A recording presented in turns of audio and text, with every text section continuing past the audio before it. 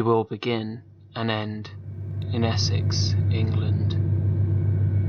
For those who are not familiar with the county, unprovoked knife crime and late night attacks are a very serious problem.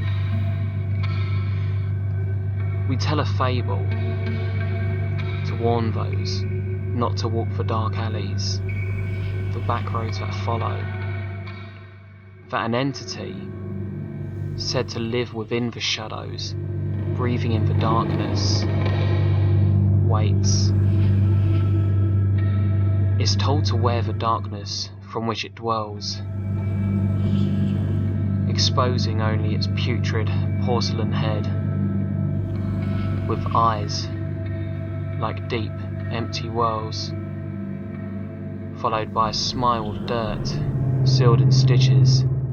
Its victims are rumoured to be chosen, though no one really elaborates how. My friend Amber was one of their chosen. This is our story. I was walking with Amber from college to her place. When we arrived, we noticed this old black USB stick resting on her doorstep. We couldn't work out who left it there. Yet we weren't about to announce we found the thing. It's not like it was a wallet full of cash. Shortly after, we took off to her room and decided to check it out, finding it was full of MP4s. We decided to give it a go. After all, the worst it could be was some strange porn or something like that. But what we found was much more disturbing. The first video started with an old graffiti-stained underpass under the night sky. It was poorly lit by the few working lights which remained inside. A dark figure then brushed past our view, progressing to then show a lady as she slowly walked towards our view. The camera slowly zooms towards her, showing as she stumbled and then reached down to pick something up. Whatever it was, it seemed to truly disturb her. Her face twisted and she lifted whatever it was and launched it as far as she could away from herself. Shortly after, she began to look about hesitantly, and then shortly after, she attempted to bolt it, until suddenly she stops to face the entrance of the underpass. We then noticed a dark figure had appeared in front of her.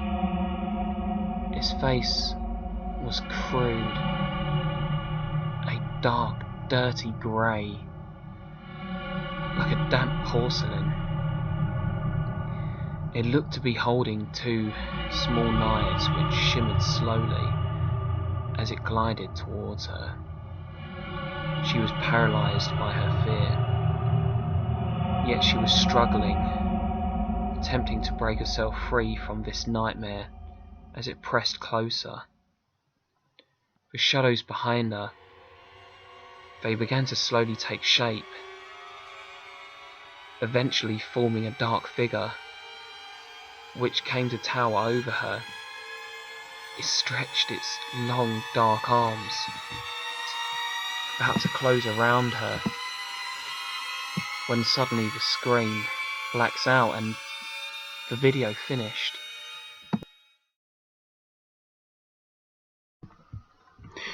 We looked at one another, speechless.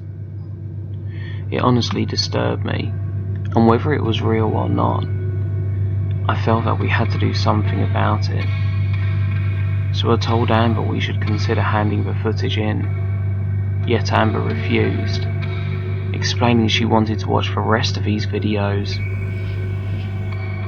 We continued arguing. She was refusing to make any sense, and we were simply just going around in circles. I knew I couldn't win her over at this point, so I took my turn to leave. I just told myself to leave it to Amber. After all, maybe I was just overreacting. I do tend to look far too into things. A couple weeks later, I visited Amber. She hadn't been at college for some time now, and I hadn't seen even a single status update, which is worrying if you knew Amber. She texted me during college, asking me to come over. I imagined this would be her intending to apologise and we could just forget this whole stupid ordeal. When I got to her place, however, this didn't seem apparent any longer. Amber seemed unrested. Her eyes were dark, sunken in, her face was pale. She had not been sleeping. Turns out, she'd been watching these videos obsessively. She was convinced that these videos are connected to that old urban legend that we used to tell stories of since we were young, of the doll heads. She was raving about it the whole time, even though I refused to get involved with it anymore. It was too much for me. I only wanted her to snap out of it. She then progressed to show me a collection of these photos of crummy alleyways, unkempt underpasses, and you could imagine the rest. She carried on to explain to me that she went to every dark and decrepit place she could think of, and she even returned to some of them just in hope she could find something, and she carried on explaining to me that she knows there's something more to it. She really did believe that they're real. And she continued, "They're more than just stories," she said to me. "There's something I have to show you. I found these." What she showed me really was quite disturbing. It was what looked to be an old doll head. It was stained in nasty grey, giving it the impression of early decomposition, like a body absent of blood and air.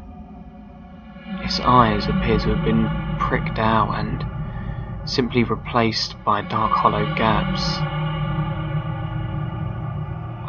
I simply just threw the thing across the room in disgust. As you could imagine, this did not go down well with Amber. She began shouting at me hysterically. She explained if I could not take it seriously, I had to get out. I tried to reason with her, however. There was no calming her down. She was my friend, but this was not her.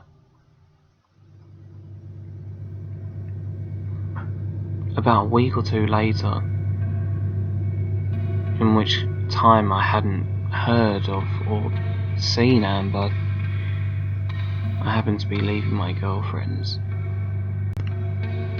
Along the way home, I found myself drawn towards an old underpass. You can call it curiosity, or maybe Amber's words just had a lasting impact on me.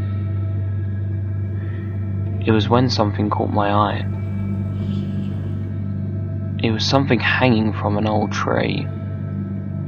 I felt I had to have a closer look. Upon inspection, I recognised it was an old doll's head, almost identical to one Amber had shown me previously. Only this time, this one had long, dark hair, much like hers. I came to realisation I had this sudden heavy pressure fall down onto my shoulders. I knew something was wrong. It was then I realised how similar this situation was to that of that that woman in that video that I'd seen. I knew I had to get away as quickly as I could before something happened, so I ran to my place as quickly as I could, refusing to look behind myself. Later that night, I checked my phone. I had a text from my friend. He said he had found an old black USB full of videos, one of which was titled Amber